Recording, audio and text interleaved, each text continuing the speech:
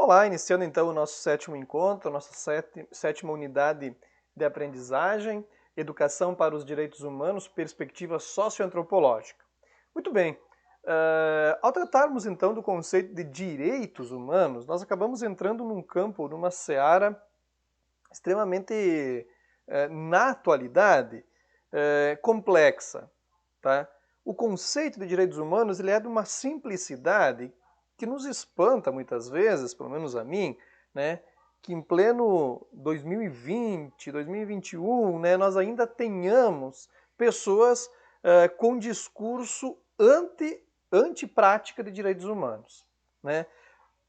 É muito comum ouvirmos discursos, né, frases já muito, né, infelizmente repetidas, né? Por exemplo, direitos humanos, asseguram direitos para bandidos, né? Ou então direitos humanos para humanos direitos, enfim, uma postura contra a questão dos direitos humanos como se isso fosse um malefício para a humanidade. Então veja só, uh, parece assim um tanto quanto inconcebível, né, que a educação, que o sistema educacional ele conviva com essa ambiguidade ou com essa ideia tão distorcida de direitos humanos. Para que isso não aconteça, a educação ela tem que entender, né, a própria educação ela tem que ser uma prática dos direitos humanos. Por quê? Porque os direitos humanos eles têm como principal objetivo garantir a dignidade do indivíduo, a dignidade da pessoa humana. E não podemos pensar uma educação, um processo educativo, se esse processo não venha a garantir a dignidade daqueles que ali estão.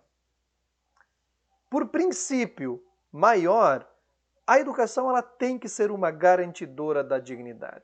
A educação ela tem que dar garantias de que a dignidade daquela pessoa ou das pessoas seja respeitada, reconhecida e respeitada na sua sequência. Tá? Então, por isso, que soa um tanto estranho, né, a ideia de que direitos humanos não é algo positivo. Tá? Então, vamos tentar entender isso. Veja só, quando eu estou falando em direitos humanos, lá quando se faz a Declaração dos Direitos Humanos, o mundo ele está numa situação extremamente complexa, ou seja, finda-se, né, a Segunda Grande Guerra Mundial com consequências assim extremamente trágicas, perturbadoras para a humanidade. Foi uma experiência realmente de perceber a condição humana, ou o ser humano sendo tratado numa condição de dignidade zero, né? Campos de concentração, extermínio em massa, holocausto, enfim, né? A situação ela era extremamente complexa. Então, as Nações Unidas elas se reúnem, né?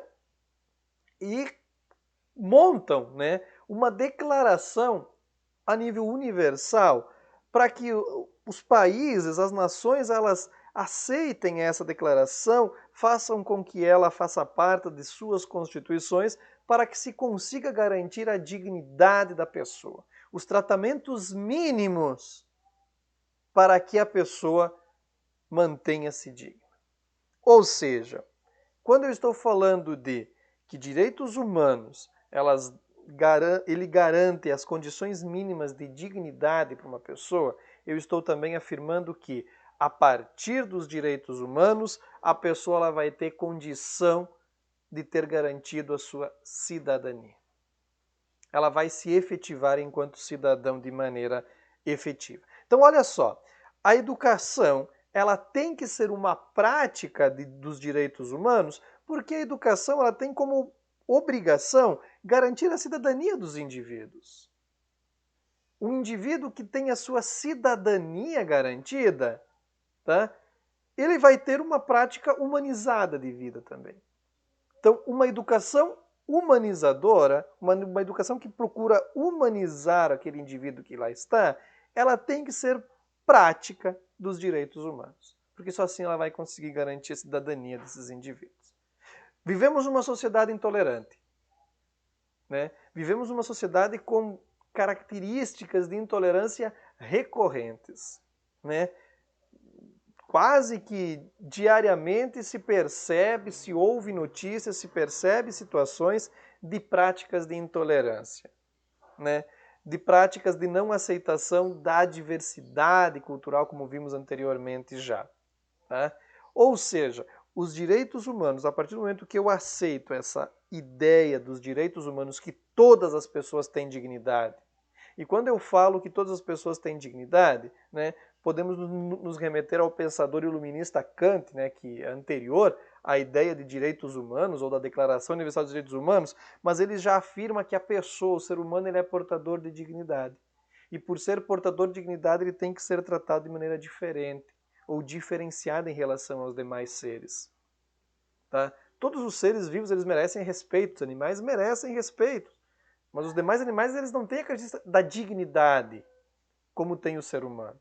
Então o que o Kant ele vai dizer, veja só, se eu estou diante de um criminoso, de uma pessoa que cometeu um crime, veja, a partir da perspectiva dos direitos humanos eu não estou dizendo que ele tem que ser considerado inocente. Não, ele tem que ser punido pelo crime que cometeu. Tá? Só que essa punição tem que respeitar a condição de ser digno que ele é. Se a punição para ele é a perda da liberdade, então ele vai ficar preso, mas preso numa condição digna. Se a punição dele é realizar um trabalho, ele vai realizar o trabalho, mas dentro da condição de dignidade, não numa condição de escravidão, por exemplo. Tá? Eu tenho que dar as condições de salubridade para que ele realize o trabalho. Tá? Então veja, não se trata de ser contra, né, a punição. Se trata de ser a favor da punição. Tá? Não se trata de ser contra a vítima, se é a favor da vítima. Somente se quer que todos sejam tratados ou possam ser tratados dentro de uma compreensão ou de uma condição que garanta-lhes a dignidade. Ou seja, a perspectiva dos direitos humanos obriga o indivíduo a adotar uma relação social, de relação com o próximo, seja ele quem for, a partir da perspectiva da alteridade. Né? Perceber a autoridade, perceber a alteridade, perceber que o outro é um eu em outro corpo, ou seja, o outro é uma pessoa que tem os mesmos direitos, o mesmo querer viver, o mesmo direito à vida que eu tenho. Eu tenho que me colocar nessa perspectiva para que assim se consiga construir uma sociedade mais justa, tá? Uma sociedade que consiga ter uma vivência, uma convivência mais sadia. E a educação, como prática de direitos humanos, ela tem condição de alterar essa estrutura. Só que para isso, né, havíamos tocado nesse assunto na unidade anterior, a formação docente ela tem que trazer para o próprio docente, num primeiro momento, esse entendimento, essa perspectiva. Ok? Um grande abraço, até o nosso próximo encontro.